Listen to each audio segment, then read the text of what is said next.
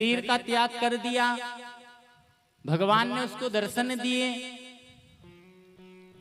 और भगवान ने उनसे पूछा, अच्छा तुम बताओ, पहले तुम्हारे जो पाप कर्म हैं वो कम हैं और जो तुम्हारे पुण्य कर्म हैं वो ज्यादा हैं, इसीलिए स्वर्ग की प्राप्ति तुम्हें होती है और कुछ समय के लिए तुम्हें नरक में भी जाना पड़ेगा। अब तुम ये बताओ कि पहले स्वर्ग जाना चाहते हो कि नरक?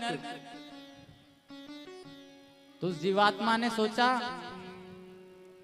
कि नरक तो कुछ ही दिन मुझे जाना है और स्वर्ग तो लंबे समय का सफर है, तो ऐसा करता हूं कि पहले नरक का भोग कर लेता हूं, फिर तो स्वर्ग ही स्वर्ग मुझे मिलेगा।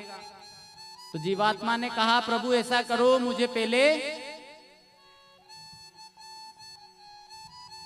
मेरे जो पाप कर्म थे उसका फल मुझे दे दो, पहले मैं नरक भोगूंगा।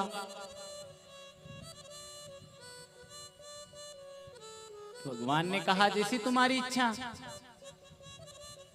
तो उसको क्या बना दिया? गिद्ध। कौन सी योनि में भेज दिया? गिद्ध की योनि में। अब गिद्ध क्या करते हैं?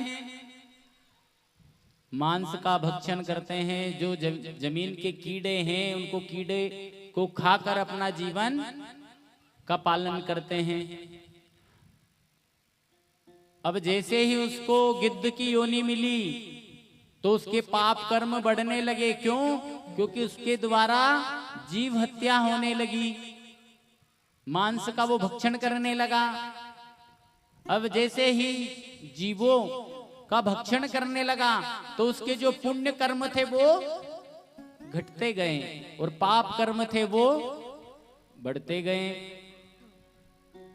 अब जो भगवान ने उसको समय दिया था वो समय निकल गया, लेकिन उसका जो शरीर था वो नहीं छूटा।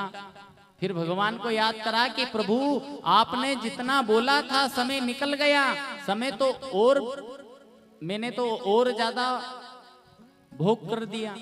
आपने 1 साल का बोला था, अब ये भोग करते करते मुझे 2 साल हो गए, अब मुझे स्वर्ग में कब भेजोगे? फिर भगवान प्रकट हुए और कहा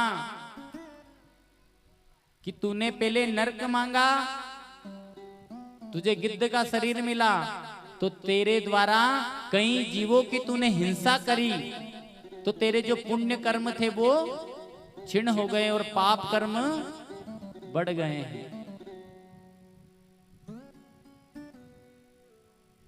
मतलब हमारे जीवन के जो सत्कर्म हैं, अंत समय में वो हम अपने आप ही उनको नष्ट कर लेते हैं।